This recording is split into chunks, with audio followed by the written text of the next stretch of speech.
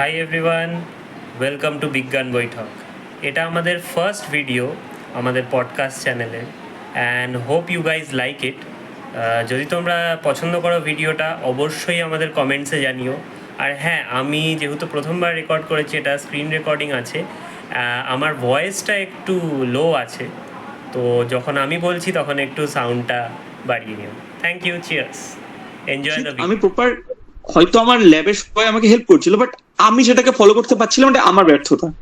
হ্যাঁ, মানে ইনস্ট্রাকশন গুলো প্রপারলি ফলো করতে পারছিলাম না, কারণ আমি ওই ফিল্ডে মানে কোন রকম ইন্টারেস্টই পাচ্ছিলাম না। দ্যাটস ওয়াই আমি সিলেক্ট করলাম। মানে at the same time doctor Somlal Gayen পাশের ল্যাবে, আমাদের যে ল্যাবটা ছিল ডক্টর সোমলাল গায়েন তার পাশের ল্যাবেই কাজ করতো। কল্যাণদের তুই চিনিস, আইআইটি গুয়াহাটিতে এখন ক্রিস্টালোগ্রাফির উপর পিএইচডি করছে। তো ওরা কাজ করছিল এবং সামহাও আমি খুব মানে ওদের কাজ থেকে আমি খুব মানে খুবই মোটিভেটেড ফিল করছিলাম যে আমাকে এরকম ধরনের কাজ করা উচিত। আমি আমার নিশটাকে চিনতে পেরেছিলাম যে এইটাই আমার আমার জন্য ভালো, মানে আমি এটার সাথে রিলেট করতে পারছিলাম। হ্যাঁ, এবার আমি সেই সময় সেরকম ভাবে সুযোগ হয়নি ওদের সাথে কাজ করার, বাট আমি বিসিডিএরই এক মানে আমার ওই তুই জানিস আমাদের যে রেজিস্ট্রেশন ট্রেনিং যেটা হয়, তো সেটা করতে আসে এবং সেই সূত্রপাতে আমার ডক্টর দেবাঞ্জন সেনের সাথে কথা হয়। বিসিডিএ কলেজে অ্যাসিস্ট্যান্ট প্রফেসর ছিলেন তখন। তো তখন তার সাথে আমি বললাম যে, এবং তার সাথে কথাবার্তা বলে বুঝতে পারলাম যে তার একটা নলেজ আছে এই বিষয়ে। তো হয় না, মানে তার সাথে আমি কানেকশন করলাম এবং এমনও হয়েছে যে আমি দিনে লিপোজোম বানাচ্ছি, নিওজোম বানাচ্ছি। কেন বানাচ্ছি জানি না।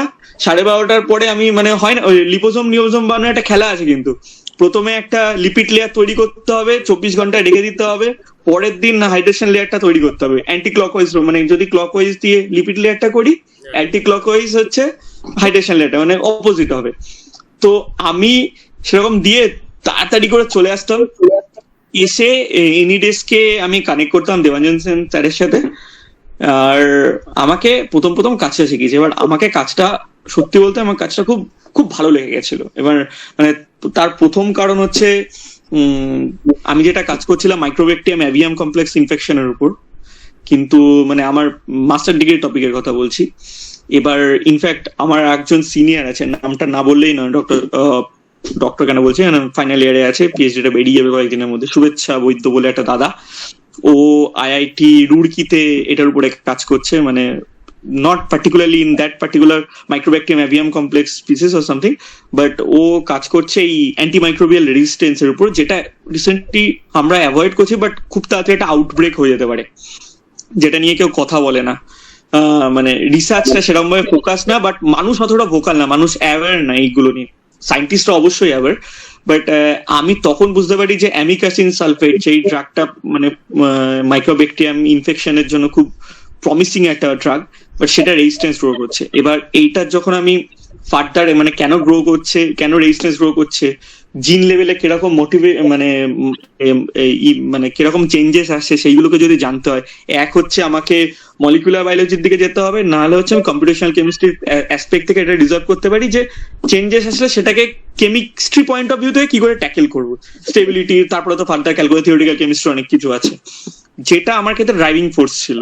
এবং আমাকে ফার্দার আমি কাজ শিখি, সিমুলেশন, মলিকুলার সিমুলেশন কিভাবে করি, গ্রোম্যাক্স, অ্যাম্বার, হাবিজাবি টুল, অনেক কিছুই শিখেছিলাম। বাট আমার ক্ষেত্রে ব্যাপারটা মেন হয়েছিল, আমি যখন বসু বিজ্ঞান মন্দিরে কাজ করছিলাম, আমি রিয়েলাইজ করছিলাম যে এখানে আমি যে সারাউন্ডিং এ বিলং করি, আমাদের সারাউন্ডিং এর রিসার্চটা টুয়ার্ডস মোর টুল বেসড। মানে কেউ অ্যালগোরিদম নিয়ে কথা বলছে না, নোবেল অ্যালগোরিদম ডেভেলপ। ধর আমি যদি বলি যে এটাকে কিরকম ভাবে সিমুলেশন করব, সবাই বলছিল যে গ্রোম্যাক্স চালাও, সবাই বলছিল অ্যাম্বার চালাও, বা সবাই বলছিল যে শরিঙ্গারের এই টুলটাকে ইউজ করো, বাট কেউ বলছিল না যে কিরকম ভাবে কনস্ট্রেন্ট করা যায়, কনস্ট্রেন্ট ফোর্স গুলো কি কি, বা ফ্লেক্সিবিলিটি কিরকম ভাবে, বা ফ্রি এনার্জি ক্যালকুলেশনের বেসিক ফান্ডাটা কি, হ্যাঁ, বা হচ্ছে আরো অনেক কিছু, বা মলিকুলার ডকিং এর ক্ষেত্রে তুমি প্রোটিনকে কেন রিজিড রাখছি আমরা, কারণ ফ্লেক্সিবল রাখছি না, এই যে জিনিসগুলোকে নিয়ে আলোচনা হচ্ছিল না, মানে আমি পাচ্ছিলাম না। অবশ্যই আলোচনা হচ্ছিল, বাট আমাকে কেউ মোটিভেট করছিল না। মানে সবাই এরকম বলছিল যে টুল বেস কাজ করো, মানে তোমার এই জিনিসটা দরকার, দেখো কোন টুল এই পার্টিকুলার কাজটা করে এবং সেই কাজটা করে দাও।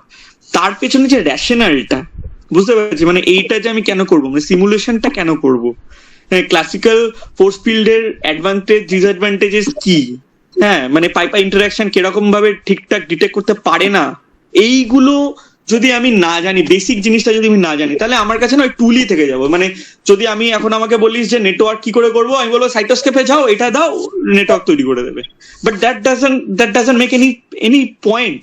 মানে তো রেশনাল ডিজাইনের ক্ষেত্রে, মানে তুই যখন কোনো গ্র্যান্ড বা ফার্দার তুই কিছু একটা এক্সপ্লোর করতে যেতে চাইবি, তোকে সেই রেশনাল গুলো কিন্তু অনেকগুলো রেশনাল জুড়ে একটা ভালো রেশনাল তৈরি হয়, এবং যেটা তোকে ফার্দার রিসার্চে মোটিভেট করে। তো আমার কাছে এটা ছিল না, যার জন্য আমি এক্সপ্লোর করছিলাম বাইরে। থ্যাঙ্কফুলি আমি সেই সময় যে রিসার্চটা করছিলাম তার সাথে আমার প্রফেসরের রিসার্চ ফিল্ড মানে আইডিওলজিটা ম্যাচ করে, উনি আমার ইন্টারভিউ না, I got selected. That's very different story, but that was the rational for me, যে আমি এইভাবে আমার জার্নিটাকে চেঞ্জ করি। বাট আমার কিন্তু কোনো রিগ্রেট নেই যে আমি কেন চেঞ্জ করেছি, কে করিনি। বাট আমি নিজের কাছে খুব ক্রিস্টাল ক্লিয়ার ছিলাম।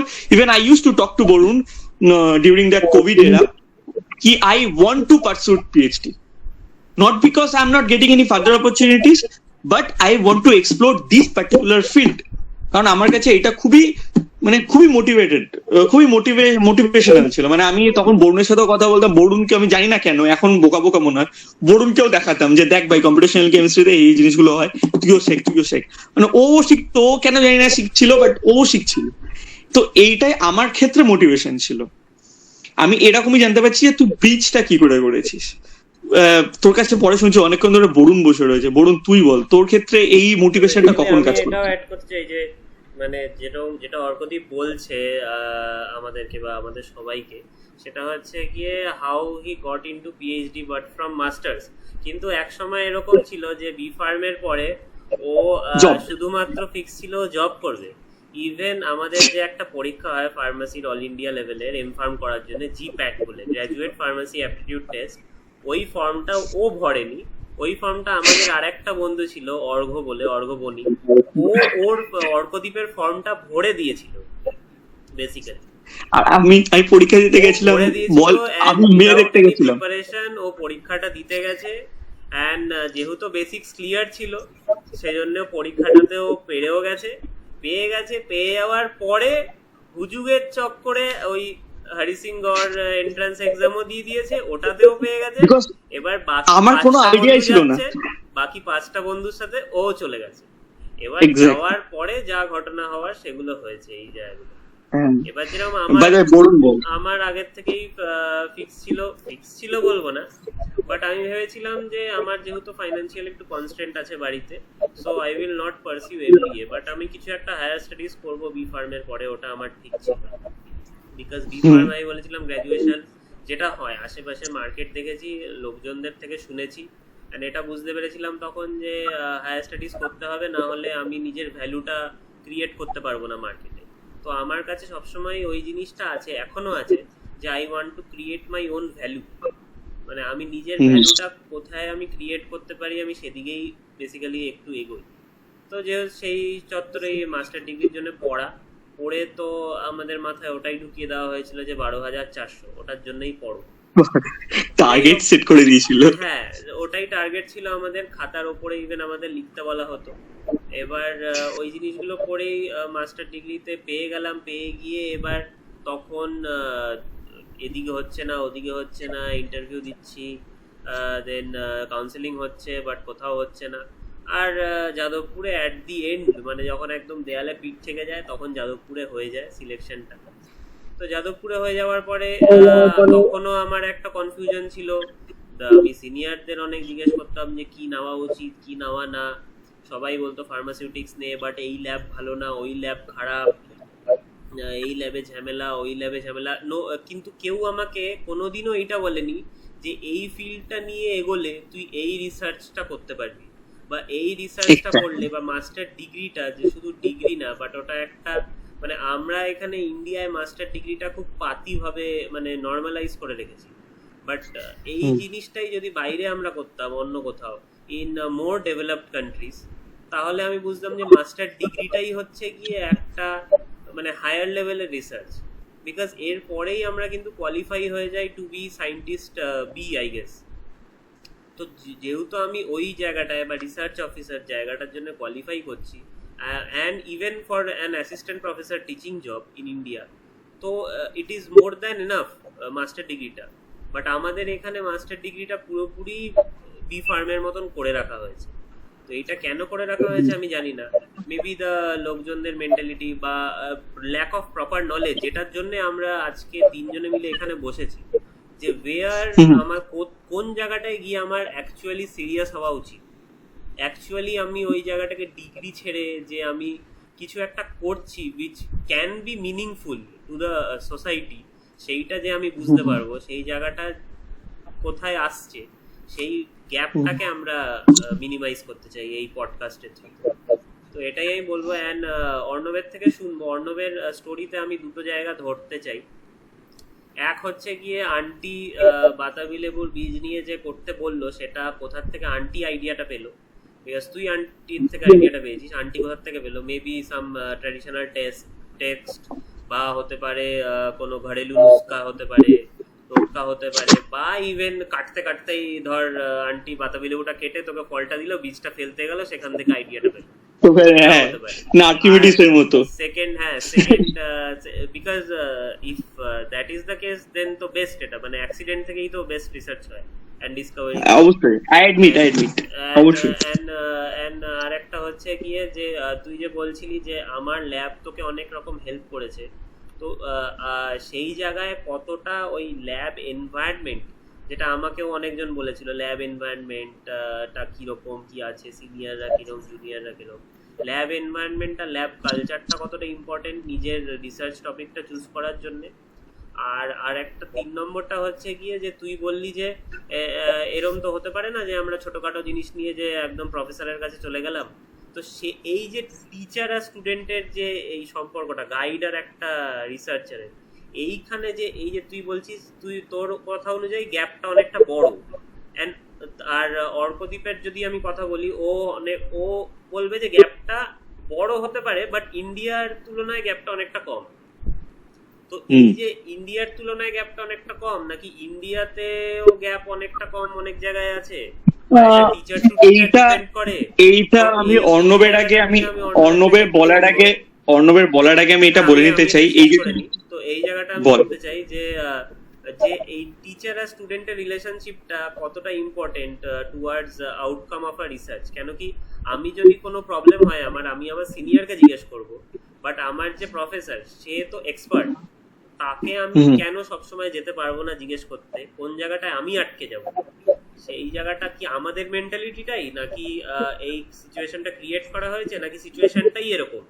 সেই জিনিসটা ক্ল্যারিফিকেশন আমি বর্ণবে শুরু করার আগে একটা জিনিস বলে দিতে চাই, এটা আমার ফিলিংস, সেটা হচ্ছে এটা ওভারঅল সিস্টেমটা এরকম, এটা মানুষ টু মানুষ ভ্যারি করে, হ্যাঁ মানে প্রফেসর টু প্রফেসর ভ্যারি করে, বাট অল ওভার ওয়ার্ল্ডের সিস্টেমটা এরকম আমি ফিল করেছি যেটা। এবার অর্ণব বল। হ্যাঁ, যেটা প্রথম প্রশ্নের উত্তর, যেটা আমার মা একদিন হঠাৎ বলে বেড়ছে যে দেখ এরকম তো অনেক কিছুই আছে, যে আমার মা একটা হঠাৎ মানে সেরেন্ডিপিটি যেটাকে আমরা সায়েন্সের এই ভাষায় বলি, সেই হিসেবেই হয়তো বলেছে যে দেখ লেবুতে তো জন্ডিস ফন্ডিস ঠিক হয় বলে মায়েরা বল, মানে এরকম ঘরের মানে বংশের পর বংশ এতে চলে আসে। ডাক্তাররা ইভেন এখন সেটাকে ব্যাক করে যে স্টাডিজ গুলোকে, যে বাতাবি লেবু বল যে জন্ডিস বল বা হেপাটিক ডিসঅর্ডারে এল করার জন্য ওটা দেয়। এবার মা বলছে দেখ লেবু তো অনেক দূরের কথা, লেবু যে কোনো ফল তার তৈরিটা হয় একটা বীজ থেকে, তো মানুষ বীজ নিয়ে কেন কাজটা করছে না? হঠাৎ একদিন মানে ওই বরুণ যেটা থার্ড যেটা অপশনটা বললো যে কাটতে কাটতে হঠাৎ একদিন বলে ওঠে, সেরকমই একটা বলেছিল। তো আমি ভাবলাম যে না, এটা বলাটা সত্যি, এটা আমার কাছেও তখন উত্তর ছিল না, কারণ ঠিকই তো যে একটা জিনিস যে রুট থেকে জিনিসটা তৈরি হয়েছে, যে জায়গা থেকে তৈরি হয়েছে, সেই জায়গা থেকে যদি তৈরি হওয়ার পরে সে কাজটা দিতে পারে, এরকমও তো হতে পারে যে তার আগে থেকে যে প্রপার্টি গুলো ছিল, এবার আমি তারপরে সেই জিনিসগুলোকে বায়ো ওয়েস্টের নাম দিয়ে চালাই, আদৌ এটা সত্যি নয়। আগে আমি দেখেইছিলাম, যে আমার মা যেহেতু বলেছিল তখন আমি জানতাম না, যে সেই জিনিসটা জানার ইচ্ছেতে আমি দেখা চালু করেছিলাম। এবার তারপরে আস্তে আস্তে দুটো লিঙ্ক করার চেষ্টা করি যে কেন